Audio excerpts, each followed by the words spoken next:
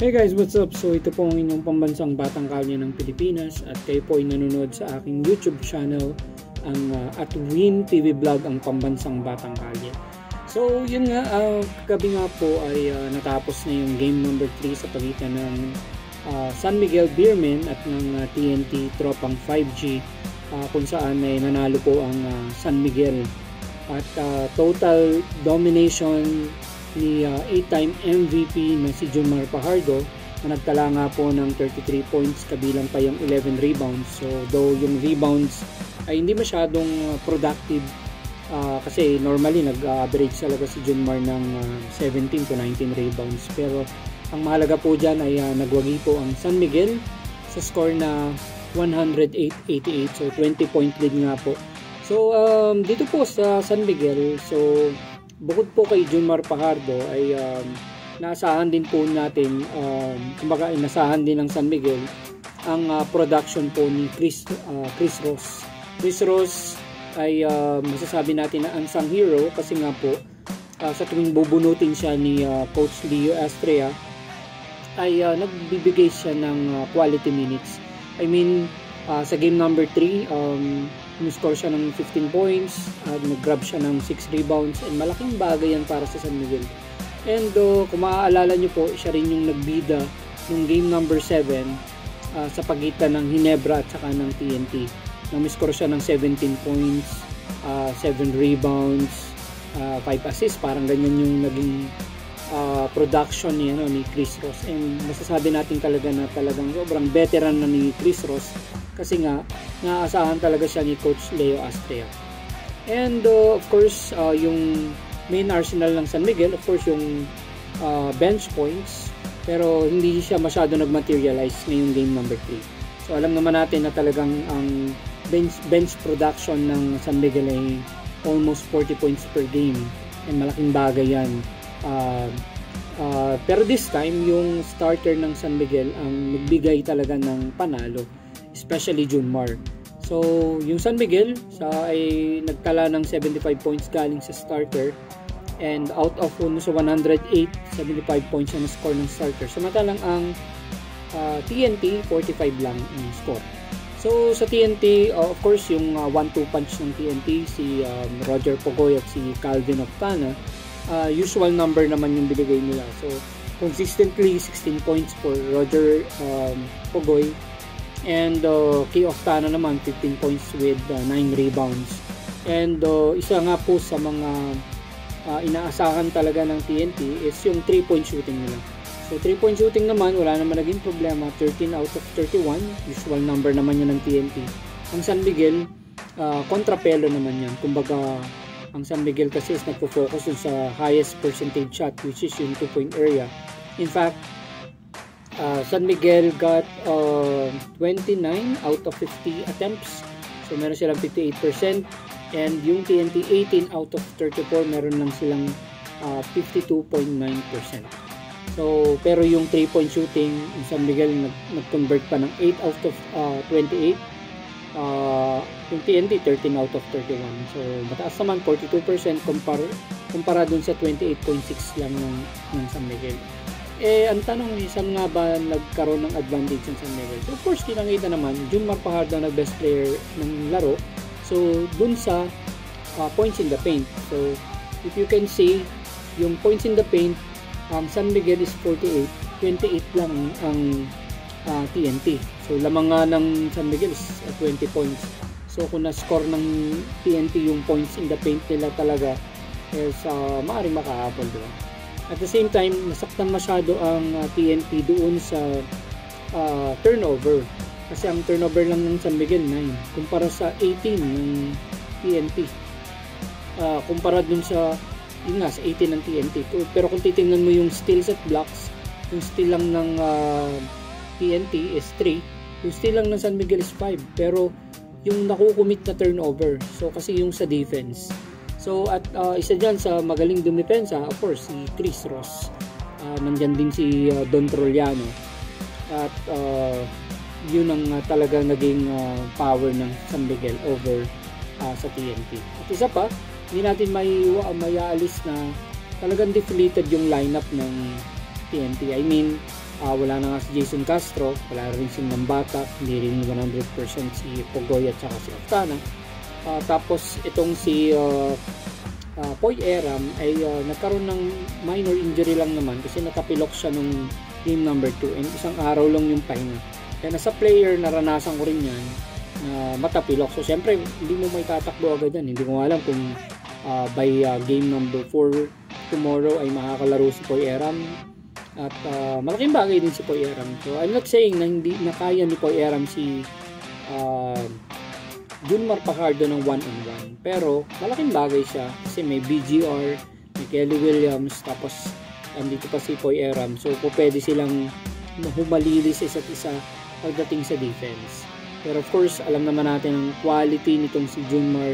Hindi lang naman siya big man na malakas sa ilalim.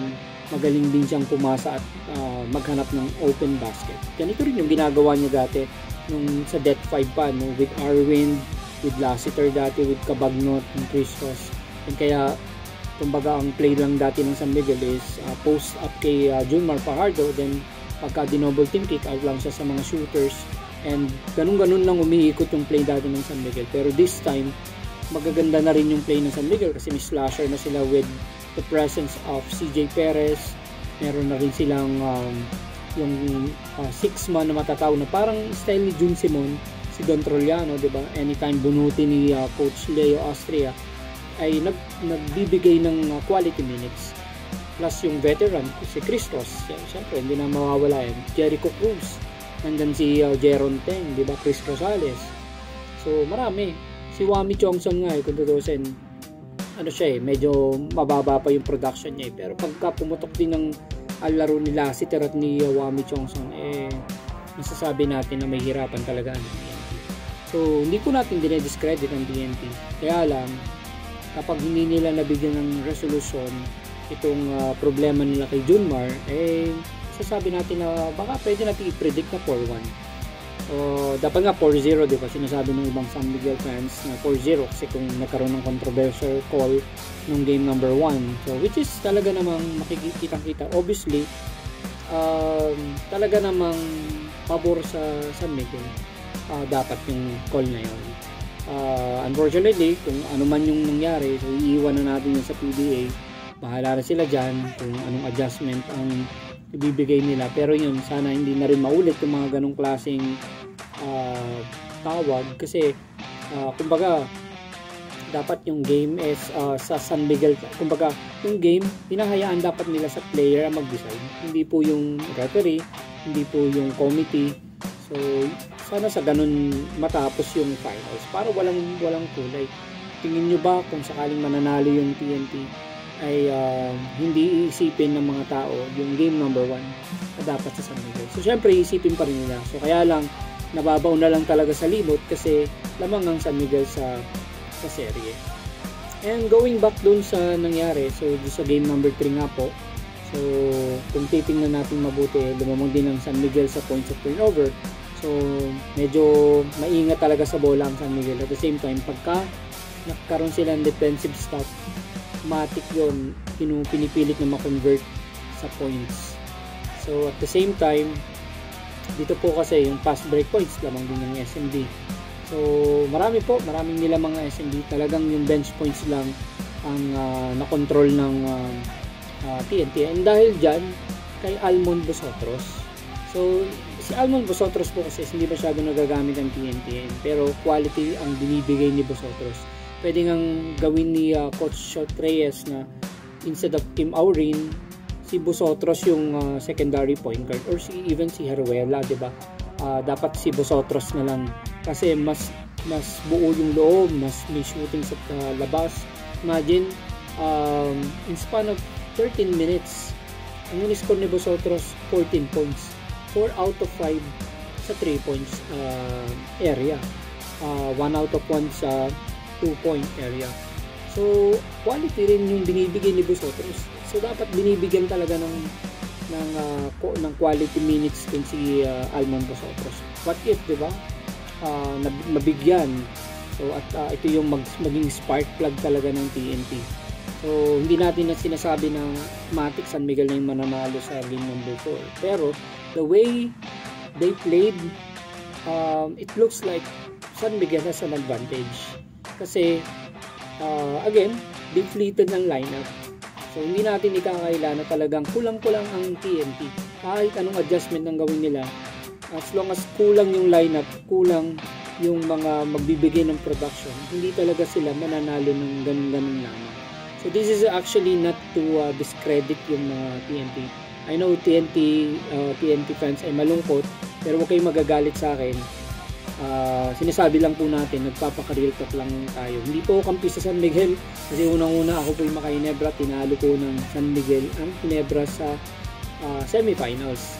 Pero dun tayo sa pagiging fair comment lang na ang San Miguel is may advantage talaga.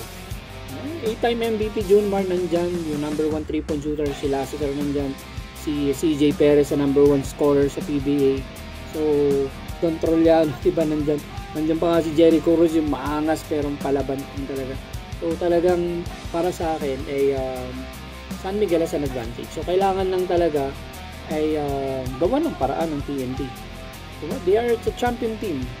So dito nila ipakita na talagang hindi sila umaasa lamang kay Rondae Hollis Jefferson pagdating dun sa interior. Alam naman natin yung quality ng players nila. Si Oftara na at si Pugoy talagang sakit sa ulo ng Ginebra dati, di ba? Pero sa ganitong pagkakataon din kasi, hahanap-hanapin mo rin yung isang player na masasabi natin na tatapat kay Junmar. At yan ang sa lahat ng team sa mga darating na season, hindi lamang ngayong finals na to. So kailangan kung kukuha po ng player, dapat po talaga is meron kang Junmar stopper. Kasi kailangan mo talaga yun sa isang team. Bakit? Kasi ang San Miguel, si Junmar kasi ang for the past 10 years, siyang na MVP ang nakuha ni Junmar. So, imagine yung 2021 lang ang nabakante kasi injured si Junmar Fajardo. Pero imagine, yung 9 years, siyang na MVP, possible 8 MVPs, possible 9 pang 9 ngayon. At makuha lang ni Junmar Fajardo ang best player of the conference, tapos na yung laban. So, ang pang-siyam na MVP na ni Junmar Fajardo. And, of course, ang mga stopper naman ni Junmar, katulad na kung sa draft si Quintin Millora Bragg. Pwede yun. Madi-develop. Pwede rin naman si Greg Slaughter. Diba? Nung nasa Ginebra si Greg Slaughter, nahihirapan din naman si Junmar. Pangalawa, si Crystal Stamhardinger. Sa build, yung katawan niya, yung pambangga, talagang palaban si Crystal Stamhardinger.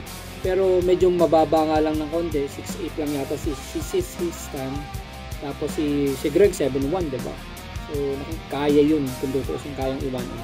Hindi ko sinasabing kayang i-zero or pababain ng sobrang limitado yung points ni Junmar. Pero ang laki ng matutulong kung meron kang Junmar stopper.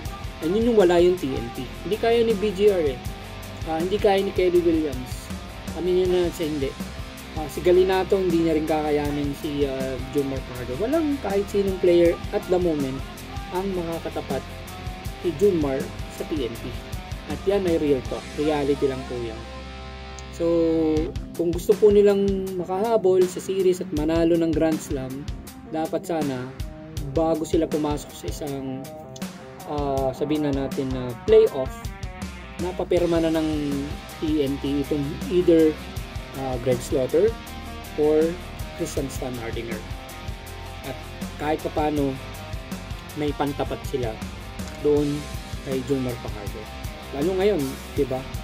So naghahangad sila ng Grand Slam. So 2011, so nabigo na sila sa Grand Slam. Petron yung nakalaban nila, which is ito rin yung San Miguel. And eto na naman 2025, mukhang mabibigo na naman ang TNT sa Grand Slam. And San Miguel na naman ang mag-stop sa kanila.